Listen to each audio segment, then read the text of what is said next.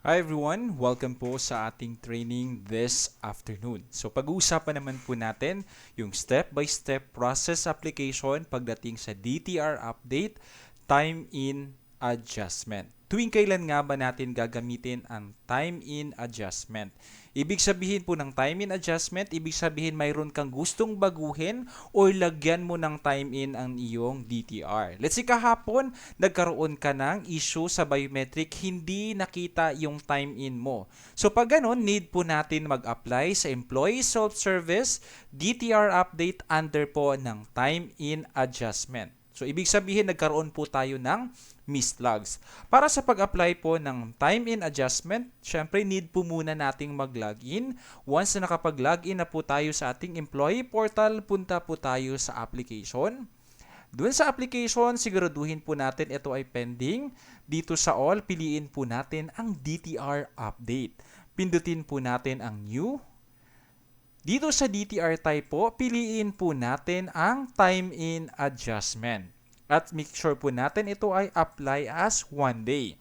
Let's say kahapon, October 24, hindi nabasa ang aking biometric or time-in. Okay? Let's say October 24 from and then October 24 to. Make sure po natin, ilagay ano ba yung tamang time in. Okay? Kahapon, ang sinabi natin, Sir, nag-time in ako ng alas 8 ng umaga. Pero hindi ko po nakita sa aking DTR viewer dun sa biometric. So ngayon, para magkaroon po ng time in yon, lagyan po natin dito ng 8 a.m. Okay? Lagay natin, missed logs. Time in, October 24, 8 a.m.